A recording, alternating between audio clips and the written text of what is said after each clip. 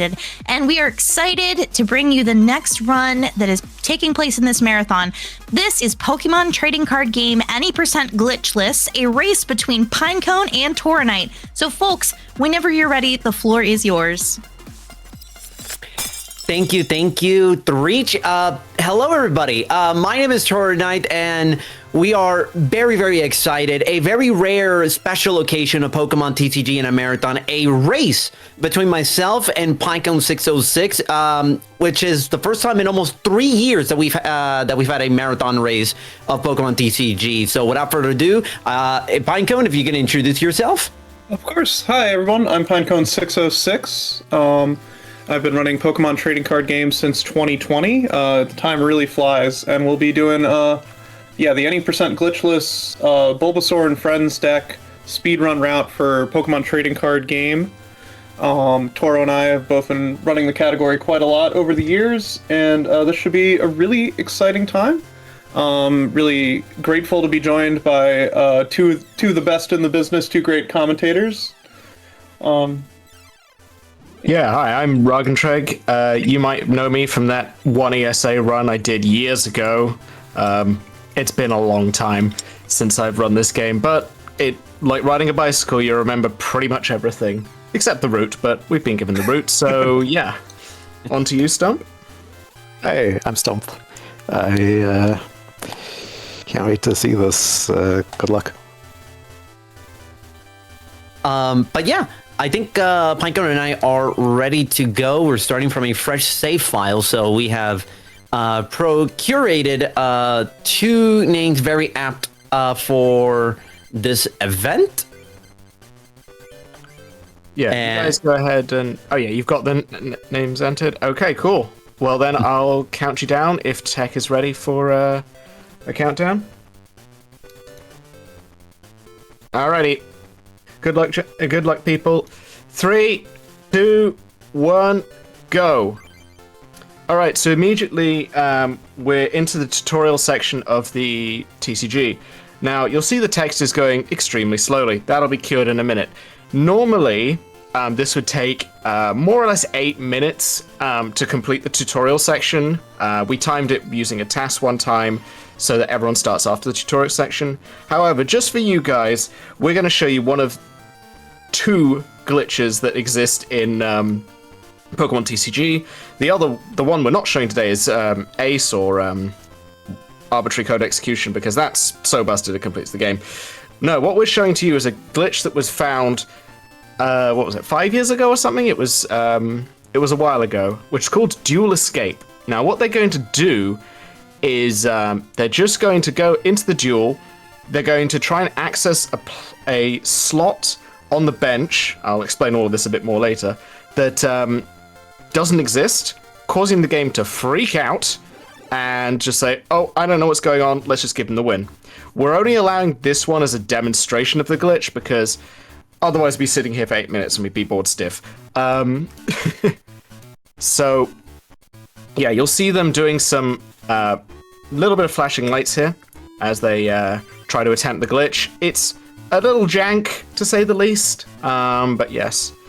While they're doing that, Pokemon trading card game, if you know card games, like Magic the Gathering, Hearthstone, it has a mana system, which is energy. Energy is attached directly to Pokemon, as opposed to a global resource like Hearthstone or Magic the Gathering. Pokemon is how you beat each other up for wins. First to 6 prizes, usually, is the winner, and you take a prize by knocking out a Pokemon. However, in the speedrun, we'd rather not resort to that if we can. We want to go for the other win condition that's notable, which is the one where we knock out all of the opposing Pokemon, which tends to be faster than taking all the prizes. There's some exceptions to this, but the less prizes we take, the better, and the faster things go. All right, so both of them have very much done the dual escape nice and cleanly, but that's the only real glitch that exists in the game. This game is remarkably stable for something that was made in 1990 whatever. been a while. 1998, I believe. 98. So yeah, we're given this choice here to select a starting deck, and we're both choosing Bulbasaur and Friends, and that's because that starting deck gives us access to several key cards that will be featured throughout the run. And one thing that I am personally going to do is going to do a very fancy RNG manipulation if I am... Yeah, if you look here, I went to this computer to open a mailbox to get a booster pack. Tornite is going to try to get a better booster pack than me. And essentially how this works is, while... I'll let Toro perform the metronome quickly, because this is a timing-based thing. Yeah, let's see if I can... Oh, might have acted it out. That is fine. Ooh, beautiful. That's a good one. Nice. So, essentially, what Toro was doing there was timing perfectly to open that mail. Now, the reason this works is every time you restart a Game Boy, it resets to the same RNG seed, and you'll get the same numbers every time. It's perfectly replicable if you're perfect on your timing. Secondly, the game only progresses when you're in the game progresses RNG in all states, but while you're in a menu in game or you're in a battle in game. We can use this to our advantage in several situations, but we'll come to that when we come to that. But that's essentially timing things perfectly to get the card we want in the packs. We've done so much research into what are in those packs, and depending on which order you open them in, and so you can do some very extended manipulations in order to get 2 or 3 or 2, 3, 4 cards that you really, really want. It can be really, really useful in a lot of situations, especially as we go later into the game. I got an incredibly good seed. I got Duck Trio and a extra plus power, which is going to be massive. Having already 3 plus powers, one of, if not the best trainer card to have in the entire game. Yes. Yeah. So the part of the game we're in now will be we want to beat the 8 gym leaders and get to the Elite Four and beat the Elite Four. But before we do that, there are several gym leaders that we need to beat in order to unlock those fights. Or not gym leaders, trainers. And so we're going through as many of those early game fights as we can do right now, and trying to win them as quickly as we can. I was able to just beat Jessica, and again, we want to win ideally with the condition where we knock out all of their Pokemon. So we want to start these duels with few to no Pokemon on the opponent's bench, and we'll see what we're able to do. The reason why I try to get manipulate a Duck Trio is because Duck Trio is going to be our win condition for the mid and most of the end game. And as you kind of saw in my first duel, I already got 2 extra Duck Trios, so I already got 4. I have the optimal setup for the end game already, as far as opponents are like having Duck Trios are concerned. So already setting up very, very nicely for me. Then the great thing about those Duck Trios is they will come in handy in the mid game.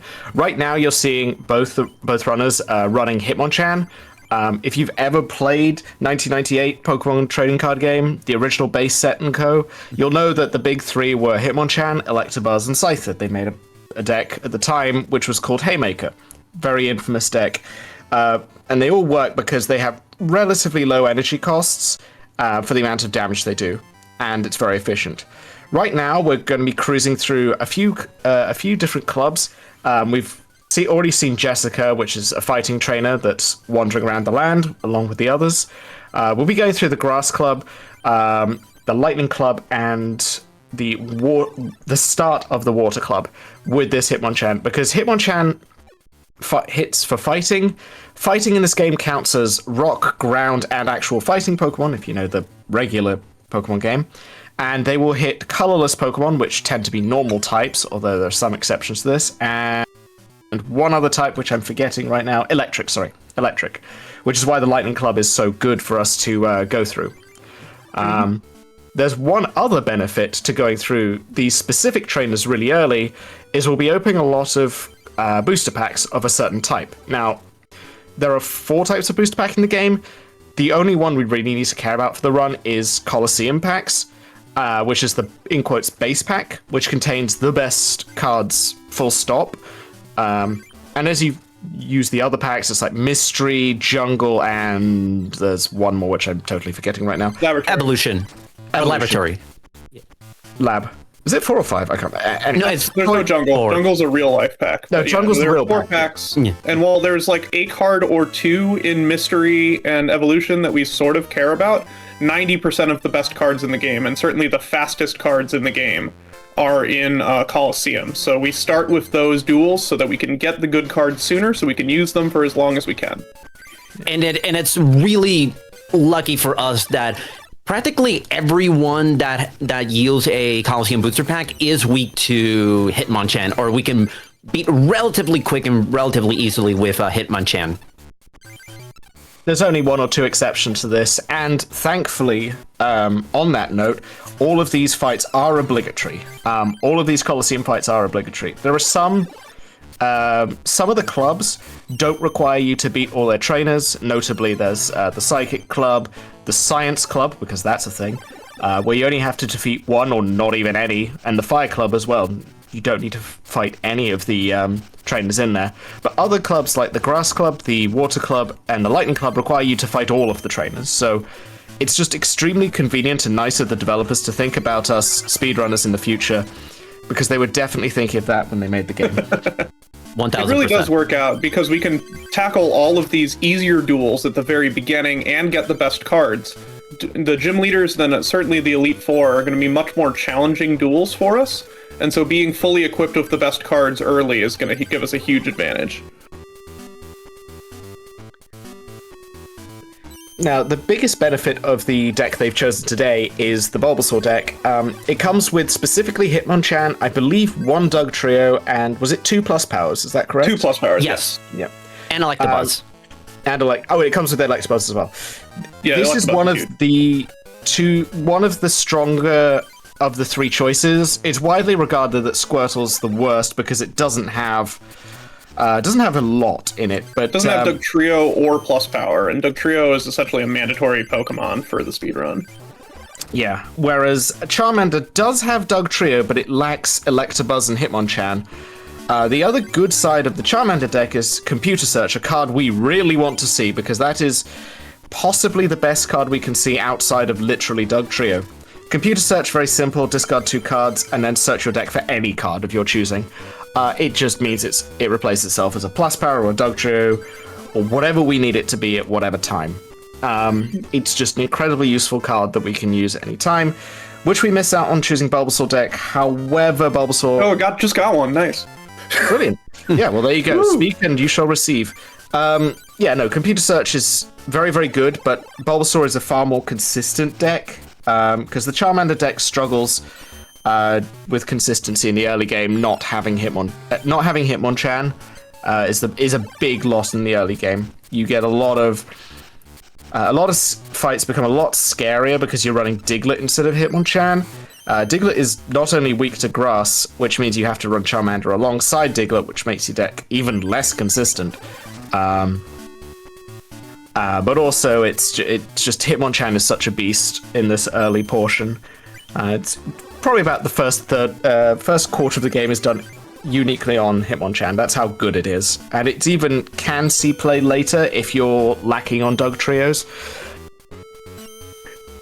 Yeah, we'll also see it in the Psychic Gym in a little bit, and we'll explain that when it comes up. But one thing I do want to point out is that in the regular card game, you don't want to have a deck that only has 1 Pokemon in it. Because in the real card game, you give your opponents extra cards if you don't draw a basic Pokemon in your starting hand. Fortunately for us, that rule was not implemented here. So in our deck construction throughout the entire run, we will only be using 1 Pokemon or evolution line, with 1 exception, I believe. And that allows us to guarantee that we'll have the same Pokemon for every battle, which is super important. Usually if we're including a second evolution line, it's for safety, or the 1 exception, which we'll come to in a minute.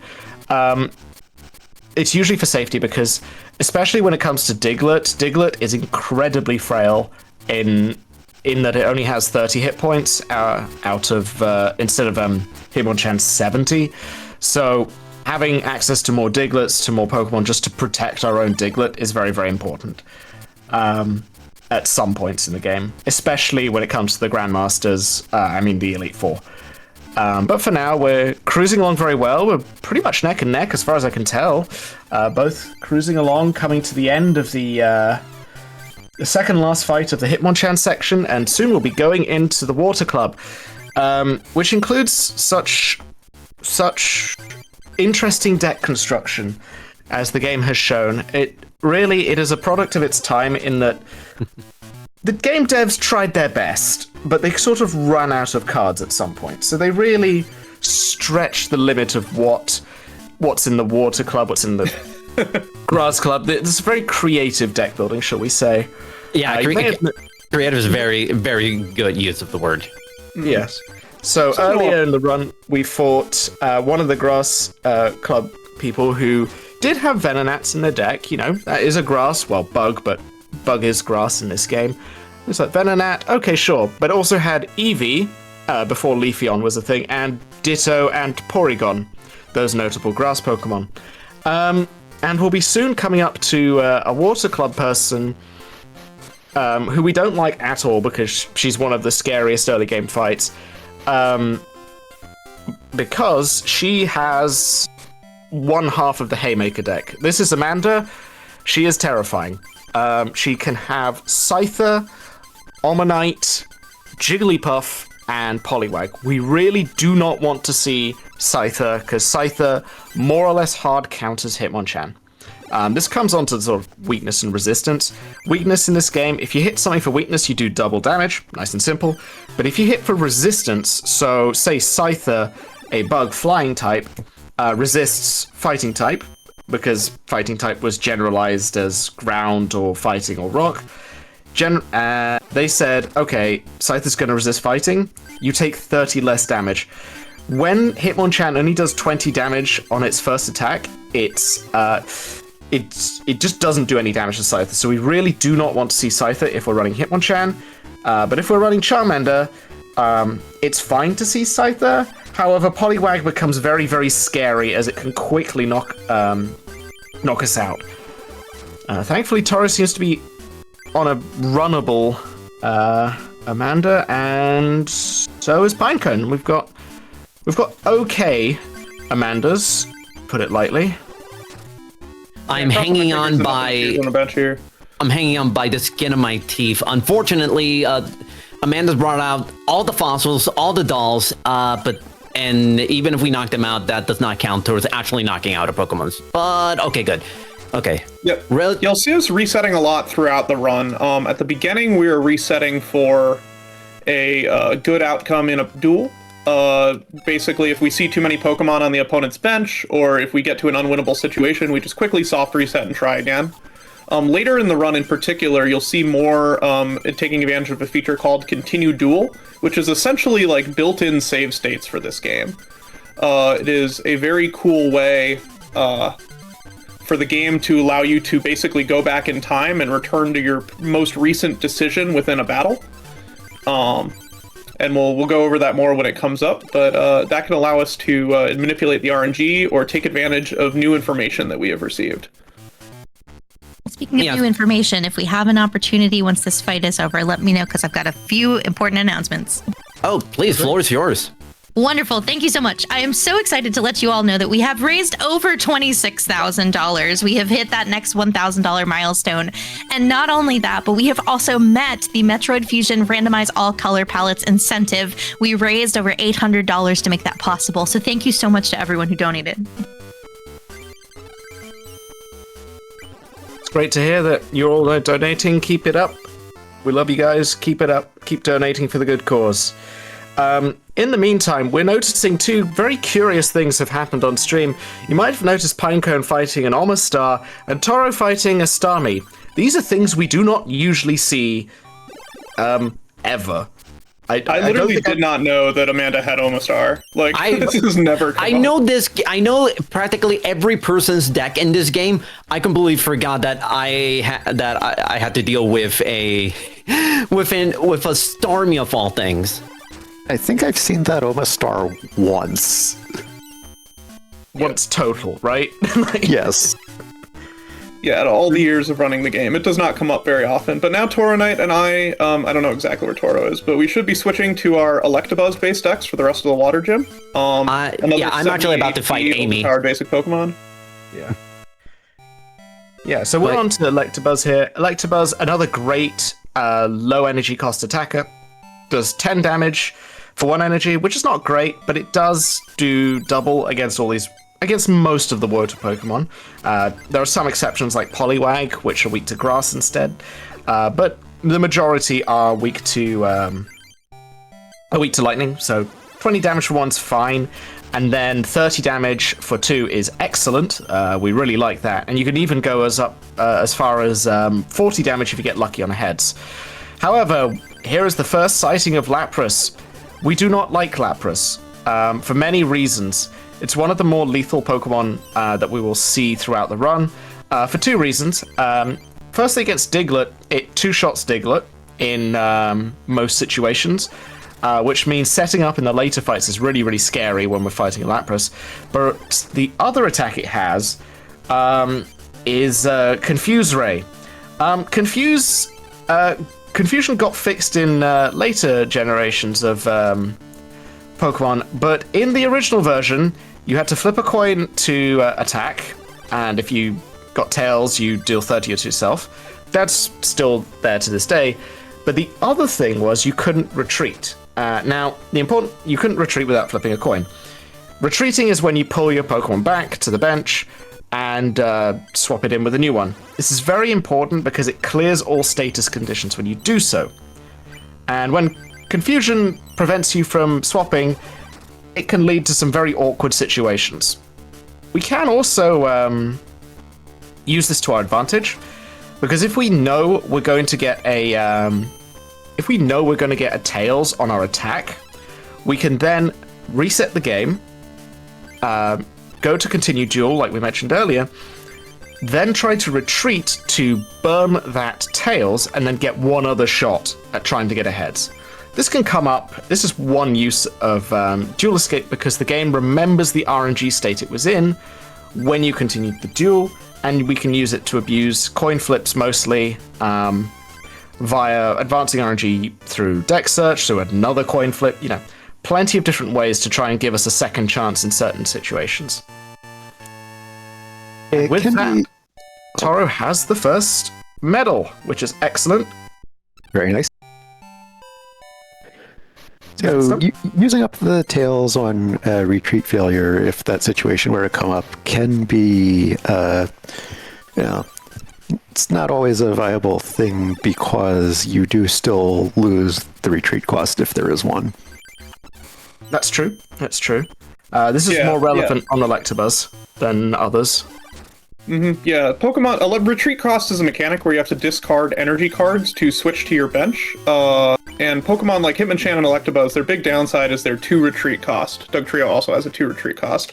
Some Pokemon that we'll be using, like Abra and Cypher, have no retreat cost at all, and they can deal with status like Confusion, hopefully, by retreating, depending on the status.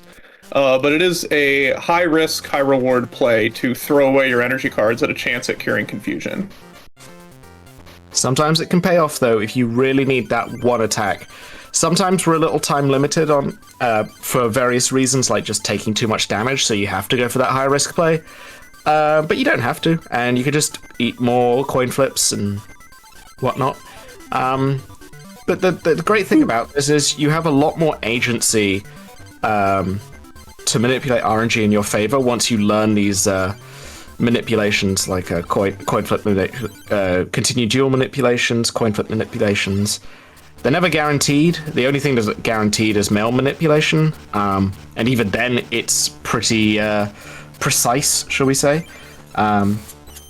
Because it is in quotes frame perfect trick at, I believe, 30 frames a second. Although I can't remember the frame rate on a Game Boy Color.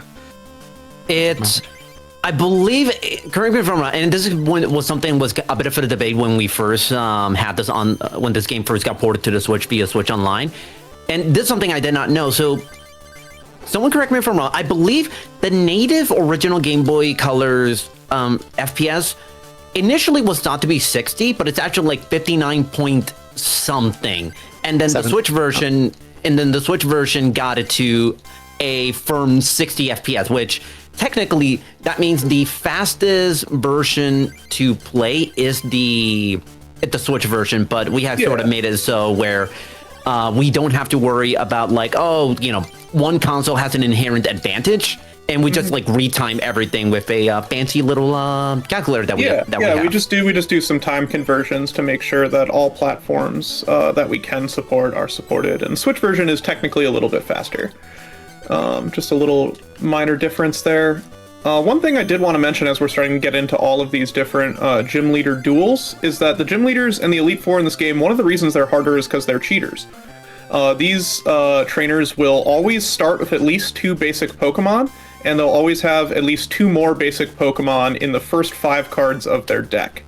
So anytime that we're able to beat a gym leader taking fewer than 4 prizes, we're really getting away with something.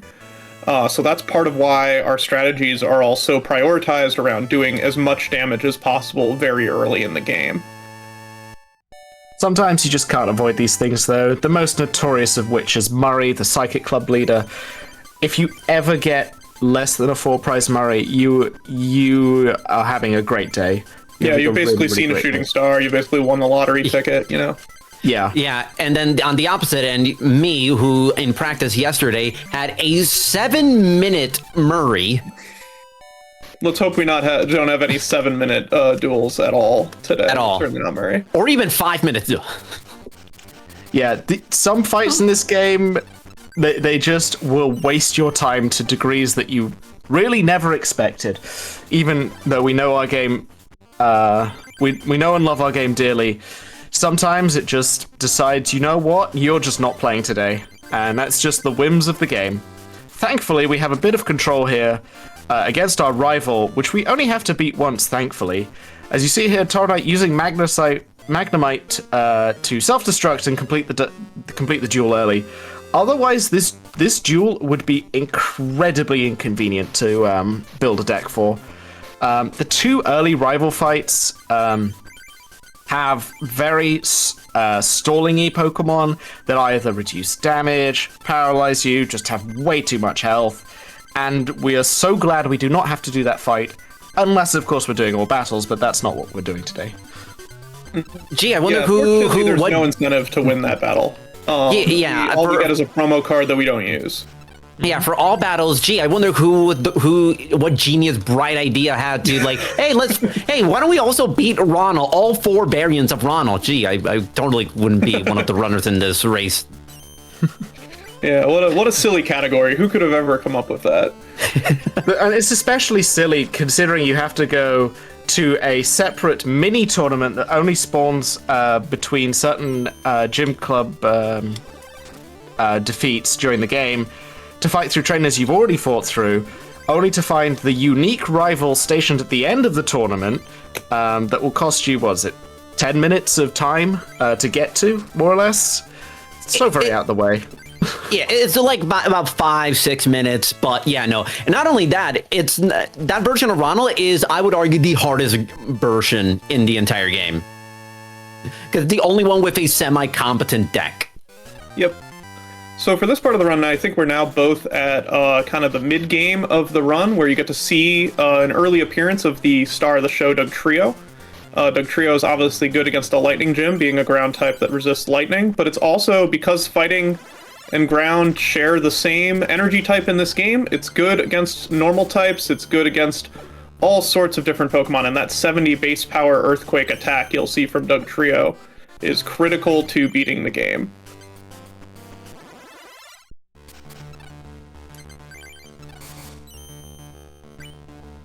And I think as we're kind of just entering this little segment of like the mid game, I think it's a great time for our host. If there's anything you would like to say, I think now's as good a time as any. Any news?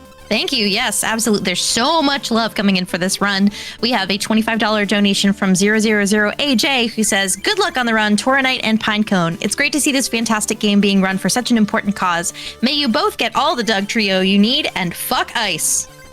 Woo! Shout out to AJ. Oh, sorry. Go ahead. No, please go ahead. And I was to say, shout out to AJ, just a literal pioneer of so many things that we use in this game to this day. Yep. AJ is possibly the longest serving runner at this point. It's between him and me. It's between us two for sure, because we've been in the game for ages now. But AJ's a lot better at playing the game than I am, that's for sure. There's no question there. Time for another? Absolutely. Yep. All right, wonderful. Well, we have a $228 donation from our very own Stump, who says $1 for each distinct card in the game, including the Card Pop exclusives. ICE's behavior proves that it is unreformable. Nothing short of full abolition will work. Thank you so much for the donation, and absolutely agreed. Everyone is coming together for such an incredible cause. We've raised over $26,000, and we are crushing the incentives. I'm so proud of everyone who's donating and who's making this possible to help others in need. Yeah, thank you so much for that, Stump and AJ, two absolute veterans of the Pokemon trading card game community. We're a small but resourceful bunch, a nice group of people. If anyone's interested in this game, feel free to check us out on speedrun.com and check out our Discord. And yeah, well said. Fuck ice. Mm-hmm. All right, I'm at Murray. Anybody want to give a crack at trying to explain Murray? Just Murray in general. Okay, so Murray is literally the most annoying fight in the game, hands down, mostly for time-based reasons, but actually can hold some lethality behind it. Right now, you're seeing Mr. Mime on screen. Mr. Mime is a terrifying Pokemon because it has one of the few abilities in the game, which is basically a passive, and the ability says, if you were to be dealt more than 20 damage, you take none. This is really inconvenient for Diglett, because Diglett can either do 10 or 30 without any other outside assistance. Thankfully, we bring Hitmonchan in here, just in case Mr. Mime repeatedly shows up. Problem with Hitmonchan is it's weak to Psychic, whereas Diglett is not. So it's a real... That's just Mr. Mime. The scariest thing about Murray is the amount of time you lose to Chansey, Kangaskhan, these well-known psychic types, of course, which have the most health in the game and will stall you for turn after turn after turn, especially the Chansey. And then on top of all of that, if he ever sets up Alakazam, you have to reset. There is no way around Alakazam, because all it does is move damage around the board in a favorable way, and then will knock out your Pokemon afterwards. It's just a massive mishmash of disgusting cards, all meant to waste time. Okay, this is a bit of a tricky pickle that I'm in right now, because here comes the Mime and I have Duck Trio, so I have no choice but to have to unceremoniously leave Duck Trio into the bench. But thankfully, Murray did not put an energy on Mr. Mime, so I am somewhat safe for the moment. Yeah, one of the benefits of Hitmonchan being Psychic weak is that the AI in this game is not particularly smart and goes, oh, there's a weakness to Psychic, I'll leave it in. Even though Hitmonchan is like guaranteed to knock out Mr. Mime after 2 turns, the game is just like, oh, that'll be fine. So that's why, if you're wondering why we use a Pokemon weak to Psychic in the Psychic Gym, it is for that reason. It's also to avoid them attaching energy to specifically Chansey. Chansey has 2 attacks. One of them costs 4 energy and actually does damage, but the one we dislike is the one for 2 energy, which flips a coin, and if heads, they just don't take any damage next turn. It's really annoying. Really, really, really annoying, to say the least. Now, Toro is quickly coming up on the bonus incentive for Imakuni. Imakuni is a well-loved character, real life character, who comes along to conventions and whatnot dressed in what can only be described as their Imakuni suit. You'll see them in a moment. Very, very iconic Japanese person that's very beloved by us anyway. And they have one particular card in their deck, which is possibly the silliest card in the game. I will happily do a dramatic reading of it if we encounter it. I don't care about the time we loss. must. It is absolutely worth the time lost sharing what that card actually says, because it is. Frankly, I need to catch up. I'm about all behind. So if you want to lose time, go ahead. Yeah, it's only one battle between you two, so you're pretty close. But yeah. Oh wait, I'm not doing it ever yet. Oops. And always remember, Imakuni's name is spelled with a question mark. That is true. It's very important that it's Imakuni. Or is Not it the only Imakuni? question I have about. I'm not gonna lie. Imakuni is, how do we put this? A sort of hidden boss in the game. Yeah, look at this card art. 10 out of 10. Beautiful. No notes. That is Imakuni. That is a person who turns Trainer up class in. strange life form. Yep. Ah, this is so annoying. The Psyduck is the worst. Oh, cool. It's even worse. Oh. Are we actually getting a loss to Imakuni? No, I it's just would going love for Imakuni to be the reason I'm coming back in this race. It's got hyper beam. Oh no. Energy removal. Oh, Please, for the love of, give me an. Oh no. Wait, hold on. Secretly, Imakuni. No, wait. I got the sauce. I got the secret sauce. I got the secret sauce. So Hyper Beam in this game, just for context, Hyper Beam in this game removes an energy from your Pokemon. From the Pokemon that is dealt damage. This is true across pretty much all the Hyper Beam variants across all the Pokemon. But yes, thankfully Mewtwo is one of the few Pokemon that can actually outpace Hyper Beam, because it can self-ramp itself some energy with its first attack. Come on, don't. Wait, Imakuni. I lost to Imakuni? Let's go, Imakuni! Well, the incentive is beat Imakuni, so I think that means you gotta go again. Oh, absolutely. How does he draw Golduck and the first? Okay, I don't get this game sometimes. Imakuni's got my back. Imakuni is my boy. I appreciate him so much. Oh wait, hold on. I'm gonna reset. Yeah, you can dramatic reading now. Oh yes. Now, All right, those are here four it of the is. things. Imakuni, look at this beautiful, beautiful card out. Your active Pokemon is now confused. Imakuni wants you to play him as a basic Pokemon, but you can't. A mysterious creature not listed in the Pokedex. He asks kids around the world who is cuter, Pikachu or me. It is not a. It is. My vote's Pikachu. It is not a joke. Imakuni confuses his own Pokemon. Truly a spectacular card. And Imakuni will immediately play that card anytime he draws it. He is hard-coded to use it.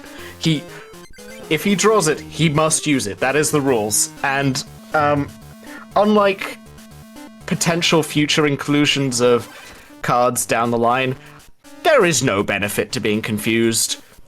Absolutely none in this version of the Pokemon trading card game.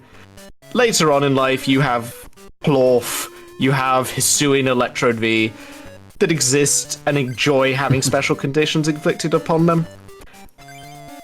That's 2025 Pokemon, not 1995 Pokemon, as it were.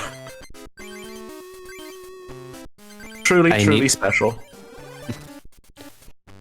I can't believe I'm actually forced to have to 6 prize Imakuni on a second attempt. Well, I didn't have on my check marks Imakuni leveling the race out, but here we are. That's fine. I think I still am just barely ahead now. Just barely. Yeah, I'm in the middle of the Imakuni fight, so yeah, anything could still happen. The Pokemon Dome in particular is probably the least predictable place. Yeah, the Dome is the absolute great equalizer here. Yeah, Dome Dome is the equivalent of our Elite Four in this game because this was based on Pokemon Red to some degree. Yes. You have clubs which are legally distinct gyms, and you have the Dome, which is legally distinct Victory Road. But ultimately, it comes down to the same stuff. We're quickly approaching it, though. We've only got a few more leaders to go. And then we'll be in the hardest part of the game, because the Dome... I mean, we'll come to every single one of the fights. There are two in particular that are particularly scary. One that is possibly the worst deck construction the world has ever known. Another one which just takes too long to get going. And a third one which is sort of midway in between, I'd say. But two of them are extremely scary for different reasons. But we're not there yet. We're still knocking down the the club leaders. So we've got Mitch, which Toro's on right now. We've still got Rick, the science club leader, and Nikki, the grass club leader. As a side note, science encompasses psychic types, ghost types, poison types in the game, even though ghost types are merged in with psychic types and poison types are merged in with grass types.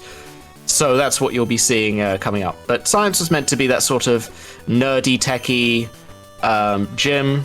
I believe, does one of the trainers have Magnemite and Voltorbs or not? No, they do not. The Science Club has Rick, which uses Mewtwo, Coughing Scrimers. Joseph uses Bird Pokemon. Eric uses Nidorans Eric uses Poison, and David uses Nidorans, and a bunch of other stuff that do not belong in an actual Nidoran deck. Yeah, there are several trainers in the game where the developers clearly realized, oh crap, we have to use that Pokemon. We're literally, when we fight the trainer Brittany in a second, we're going to face a deck called Etc. that just has 20 different basic Pokemon of 4 different types. That was clearly where the developers just decided to put everything they forgot to use. Yep, have fun drawing the right type of energy when you need it. And at the same time, she manages to... Of the grass trainers, she's the one I least like fighting because there's no good way to cover what she has, and they can lose you a ton of time because all of them have some sort of coin flipping involved. And you've seen from the coin flips that have turned up across the run, it does take, 3 to 4 seconds for every coin flip that happens. So these stack up very quickly, especially against her.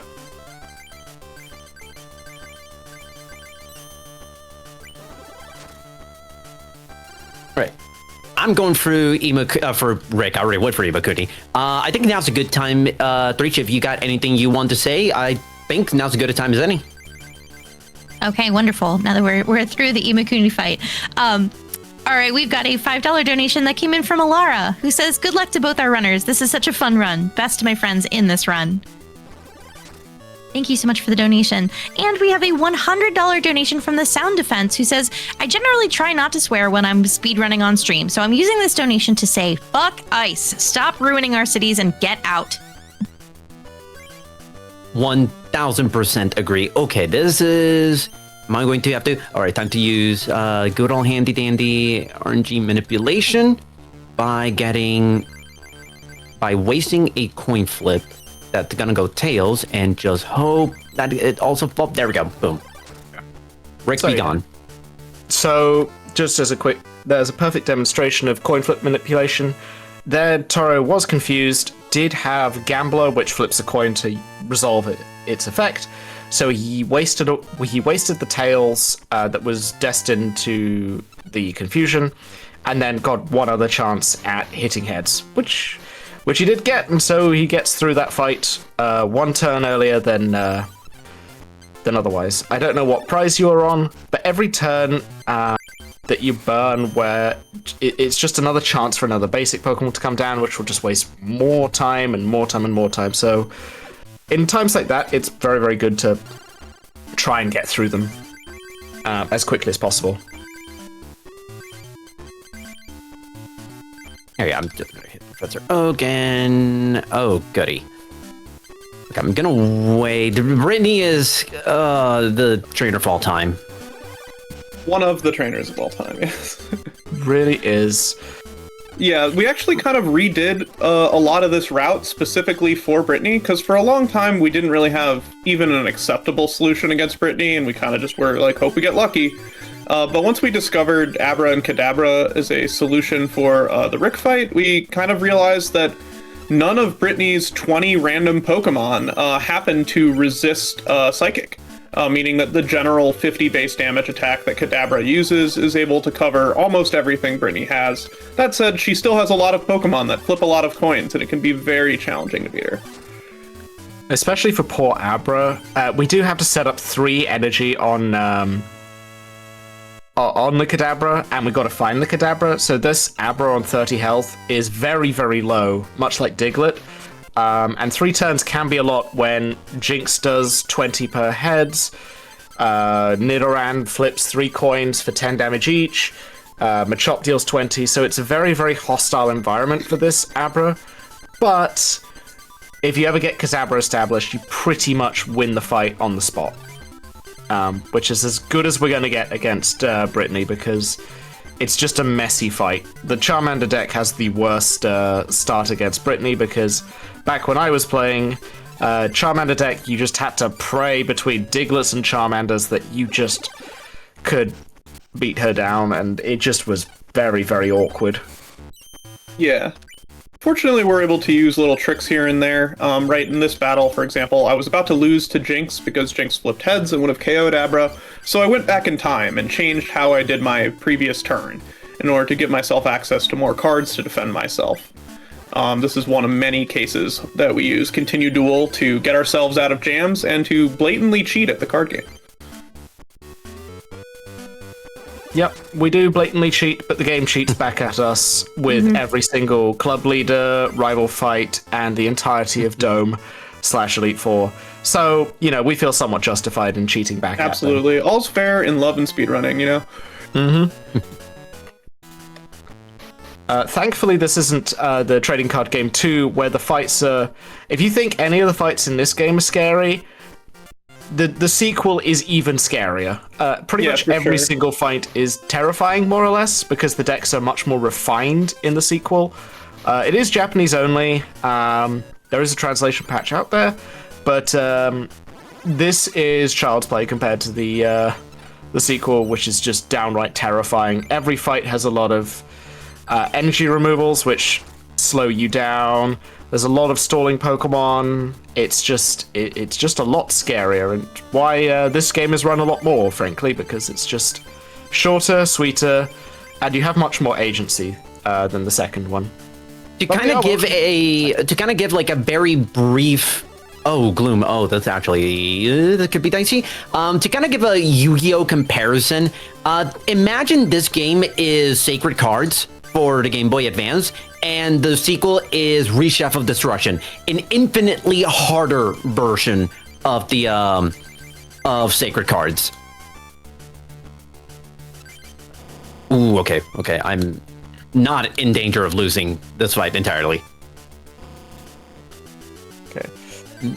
So here, this is the one time we use, one of the few times we use Fire Pokemon in the run. We choose Ponyta and Rapidash because Ponyta has 2 good attacks, one which can be fulfilled for a double colorless energy, which just gives 2 energy instead of 1 when you attach it, and another one which is a bit more, but for 2 fire energy. For the most part, the damage just works perfectly for these grass fights. And half the reason why the Charmander deck was so used early on was because Charmander just dealt with the grass fights for the most part very, very well. And now that we pick the grass fights later in the run, we have more chance to have Rapidash and Ponytas in our deck, which just makes things so much smoother. Alright, here cometh the Dome. Tauronite, it's just started the Dome.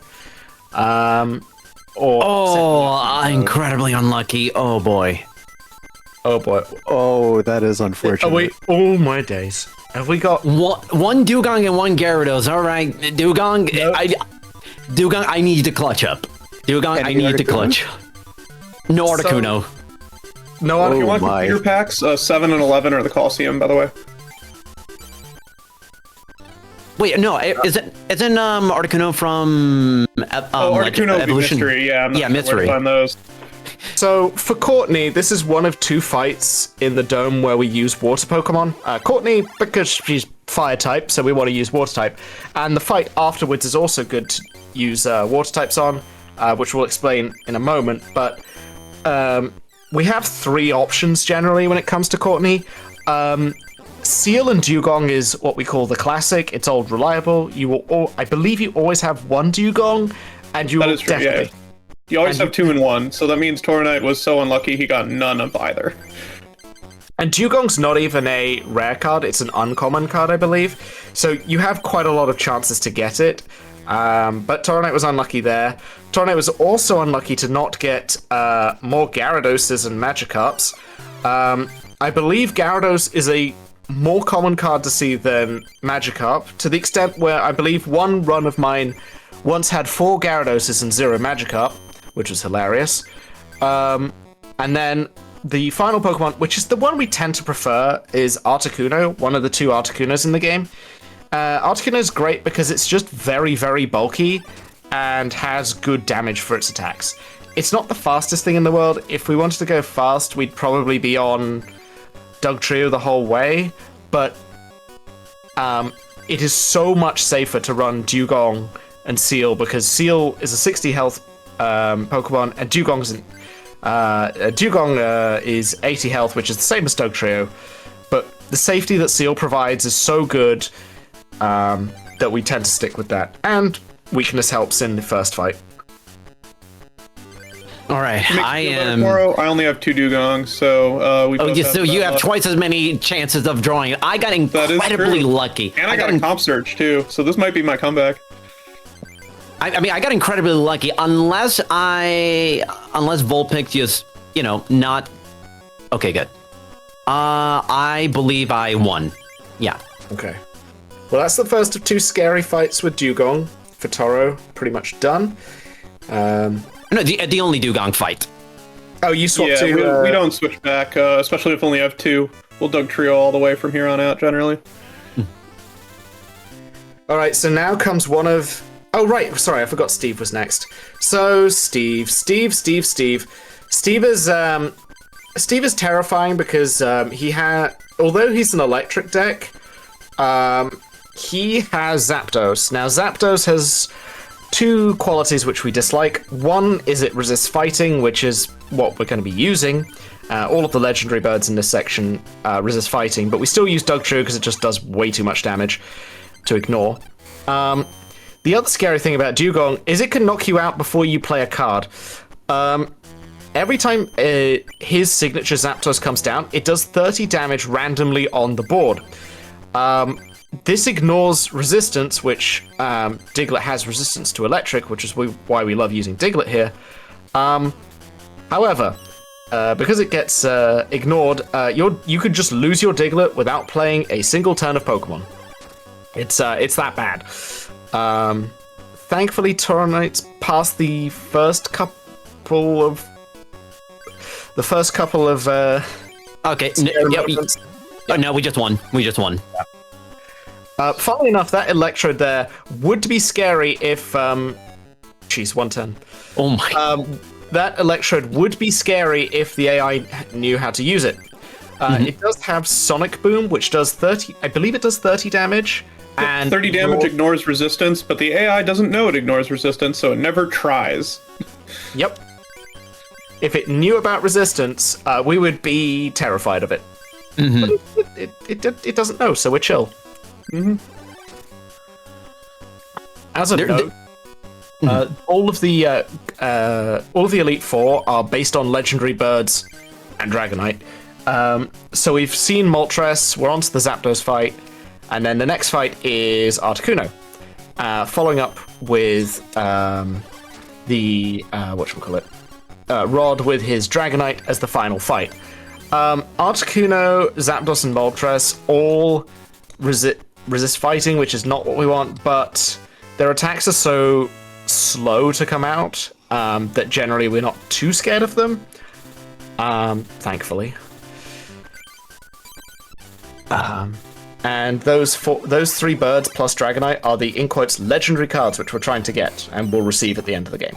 So that's the major plot point of the entirety of TCG1. Alright, if we're super lucky, I'll have a 3-turn Steve here. Yes! Oh Catching boy. up. You're catching up. I'm at Jack. Not a single Zapdos in sight for me. Oof. That is incredibly lucky. A 2-prize Steve is exactly what we need to see to keep this race extremely close. So even though Toro's started and is looking good here, looking set to beat Jack, it still comes down to how many prize cards we take. Even if you're set up like Toro is with Doug Trio, with all the energy you need in the world, it still gets scary because Lapras can confuse you, and that's when things start to get very, very scary. Toro's looking like doesn't have many options to deal with this Lapras other than the old-fashioned way, 2-hitting it. Okay, no, I may have an idea. Okay. Because Seal can only do a flat 10. So, and Chansey is not going to do anything. The only thing I'm in danger of is getting a very, very unlucky Dugong spawn, but I already have a second Dugong, which hopefully if the math works out, I should be... Okay, no, never mind. We kind of... Yeah, we are safe. We're safe now. Yeah, no, Jack is by far the hardest fight in the game. It is not even close. The only contenders that come close are Amanda and Michael, which were fights we started right at the beginning of the game with, and the reasons for Amanda and Michael being difficult is because we don't have many options to deal with things. Jack is terrifying no matter which way you slice it. The thing is, because we use Doug Trio here, Doug Trio is so good against everything but the actual legendary birds. We use it. It just means that Jack is a terrifying fight because he has Lapras, which is terrifying to fight first, which can knock out Diglett in 2 turns when we're not ready to evolve into Doug Trio. He has, well, that's the biggest threat.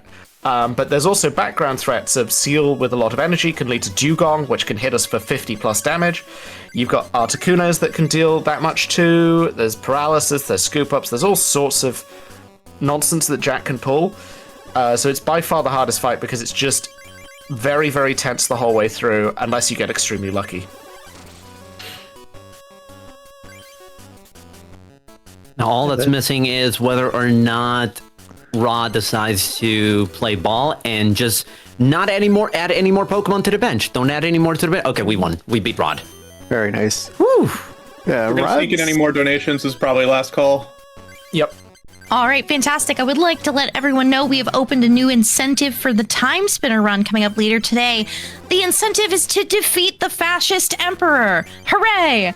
If we meet that, Waffle Soup will go even further back in time than planned and defeat the Fascist Emperor Volturalis. We need to raise $2,000 to make that happen, and we've already got $125 that has gone toward it. So get your donations in and make sure you apply them to that incentive. All right, I'll just have a quick mention on the final rival fight of the game, which is unironically the easiest rival fight of the game, for hysterical reasons. The rival decided, oh, I am now champion. I'm going to put all the legendary cards in my deck. That's a good idea. What he failed to remember is to put any energy other than fire in the deck, so Zapdos and Articuno literally can't attack. And the only one that's relatively scary is, in fact, the Moltres that is standing right in front of Toronite right now. Because it has an attack that can actually knock us out, which is a coin flip, and therefore terrifying. Come on, 12.5% chance of getting 3 straight coin flips not landing. Come on. Come on. Unless I draw plus power or... Toronite needs a plus power and a Tails to get through here. Nope. No, unfortunately. No, that's a reset, unfortunately. No, hold on. Diglett? Oh, you've got one to... Oh, yeah. No, that could work. 07s. 07 for the Diglett, taking the Moltres dive bomb. Alright. I need a defender right now. I need a defender. Plus power up on your fight. No. That's a reset, yeah. Worth a shot. Well, they're both on the final fight here. Both of them are on Ronald here. with his legendary Ronald deck, and we are neck and neck to the finish. Time will be called once the screen goes to white after we pick up the legendary cards. I will say so when that happens, but it's a few seconds after the fight ends. Ooh, okay. That's actually great that what Ronald just did. I don't have Gus. That's... All right, we've all... he basically used a card called... Oh, come on. Let's see if I can get out of this jam. Ronald used a card called Pokemon Trader, which, at the name implied, you trade away a Pokemon and to search out for another Pokemon. He took out his own Zapdos, or his own Moltres, just to get a Flareon out, which honestly is what I was hoping for. Yeah, it's the AI cheating by rigging the top of the deck to give it the best Pokemon. It undoes its own cheating whenever it uses a search card. So seeing something like that is always a bit reassuring. Yeah, there are some cheese strats that you can do involving Lass. If you're lucky to pick up Lass and lucky to open it in your hand, Lass, what she does is she looks at both traders' hands and shuffles all traders away. This can cheese fights. I think we've got Pinecone pipping Toro wow. to the post on the final fight. Oh my god! On the final fight, and I'm like done in like 20 Maybe the and best like. dome I've played in years. Yeah, I am. Yeah, Okay, and meanwhile, I have to deal with every single legendary bird on this fight, but that's okay. We are, my victory is practically guaranteed. It's just, he's just gonna keep spamming the birds. Oh right. My goodness, okay. Time all is right. coming up very soon. All right, Ronald, you don't have to pop off now. Pinecone's already got this in the back. And time. Time for Pinecone. GG. Still got it. Just needed the game to bail me out over and over again. Cool, I'll take a third energy removal from Ronald. That's pretty cool. I think this is possibly the worst Ronald I've seen in a long time. Oh, for sure. It's definitely up there for me. And you might not even win at this rate. No, I got energy remove. Well, actually, yeah, there's a chance I might not win it. No, I'm gonna will this into a win for me. You got this, Toro. Come on, Toro. Really, 3 bills and no second plus power. I think that is fine. Okay, it comes down to a coin flip. Nope, never mind. Oh, okay. All right, fine. Take the drama out of it entirely. Cool. I don't make. That's fine. I have Gus of win. I have Gus. To you, you know. Yeah, Jolteon. I'm sorry. You're the unfortunate final Pokemon. Okay. Gus of win. There we go. Yeah. So time is gonna be up for me in a second. About 30 Honestly, seconds, yeah. great race. Between Pinecone and I. Race. We were pretty close back within 1 or 2 duels of each other the whole time, which is always nice to see. Roguelike games like this can be very chaotic, so being close to each other is I really think good. Yeah, and Pinecone finally gets the dub. So, bit of a backstory between Pinecone and I. As soon as it'll be time in 3, 2, 1, time. Bit of a background. So this is the 3rd race. Well, we've had more, but I'm counting this as race number 3 between Pinecone and I. The first one, including Rog, back in 2023. I won that triple threat match at another marathon, and then last year at AGDQ, we had an offline race that I not only won and nearly PB'd to get a top 5 spot on the leaderboard, but the dome is the dome. This is my first win against you, isn't it, huh? It is the first one. That is it means we gotta run this back at some point. All right. If I can say this thing really quick. Just want to thank everybody for bringing Toro and I on. Ice, abolishing ice has been an issue near and dear to my heart. I'm from Chicago, where they have been terrorizing us for months. I have family in Minneapolis, where obviously we've all read the news, and there's no place in a just world for an organization like ICE, which should be abolished and out of our cities. And I'd like to thank everybody in the trading card game community and in speedrunning as a whole for coming together very quickly to organize for this great cause. Yep, I couldn't agree. I couldn't have said it better myself. I have some of my closest friends are in Minneapolis as well, and my heart goes out to not just everybody in Minneapolis, but everyone that is affected by this. What is happening right now is nothing short, but a pure, disgusting injustice on so many innocent people. And hopefully, we can, live in a world where we don't have to live in fear. Absolutely. Well, you two guys put on a great showing. Really, really good runs, both of you. Glad it was close the whole way through. We've had some races where things go terribly wrong for one runner, but both of you had all the Doug trios. Both of you got through that one scary Courtney fight without too many bruises. And yeah, no, finishing within a fight of each other, getting pipped at the post. Couldn't ask for a better race.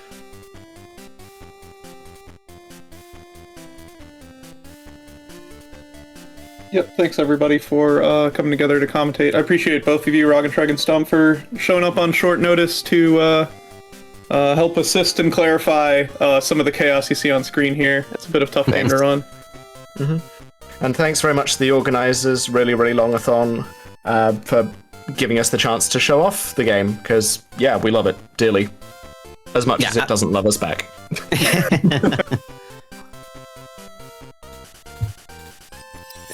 All right, thank you so much. Yeah, thank you for the race. That was excellent. Well done, Pinecone.